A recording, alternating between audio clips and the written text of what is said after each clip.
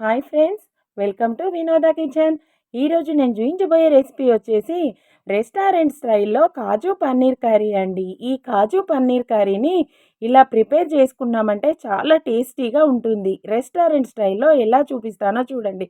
ఒక ప్యాన్ పెట్టుకొని అందులో 2-3 గరిటెల ఆయిల్ వేసుకొని 2 దాల్చిన చెక్క, ఒక బిర్యానీ ఆకు వేసి అవి కొద్దిగా ఫ్రై అయిన తర్వాత పెద్దగా కట్ చేసుకున్న ఆనియన్స్ 1 కప్ వేయండి.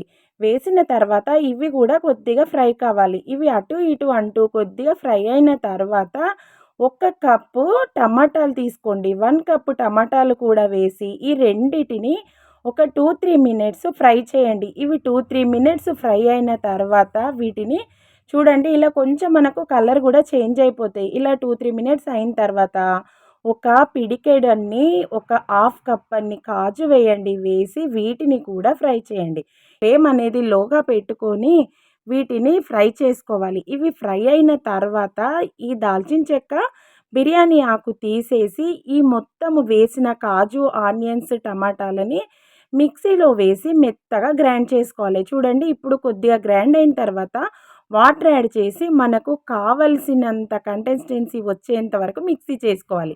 ఇప్పుడు వేరే ప్యాన్ పెట్టుకొని ఇందులో 2 గరిటెల ఆయిల్ వేసుకొని 1 కప్పు కాజు వేసుకొని వీటిని గోల్డెన్ బ్రౌన్ కలర్ వచ్చేంత వరకు ఫ్రై చేసి వీటిని ఒక బౌల్లోకి తీసి పక్కన పెట్టేసుకోవాలి.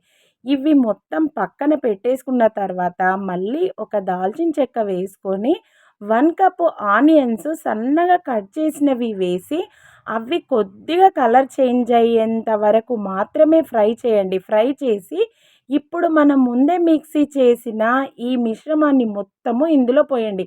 ఇది ఇందులో పోసిన తర్వాత 1 టీ స్పూన్ కారం పొడి, హాఫ్ టీ స్పూన్ సాల్ట్ వేసి ఇవి చూసుకొని మొత్తం కలిపేసి దీన్ని కొద్దిగా ఫ్లేమ్ ఇప్పుడు హై పెట్టి మనము ఫ్లేమ్ అనేది హై పెట్టేసేయాలండి. పెట్టిన తర్వాత ఇందులో 1 కప్పు వాటర్ యాడ్ చేయాలి. వాటర్ యాడ్ చేసిన తర్వాత ఇది మనకు బాయిల్ అవుతూ ఉంటుంది. ఇది మనకు ఇప్పుడు హాఫ్ వరకే బాయిల్ అయింది. ఇది మొత్తం ఉడికిందంటే మనకు దీని కలర్ కూడా మారిపోతుంది.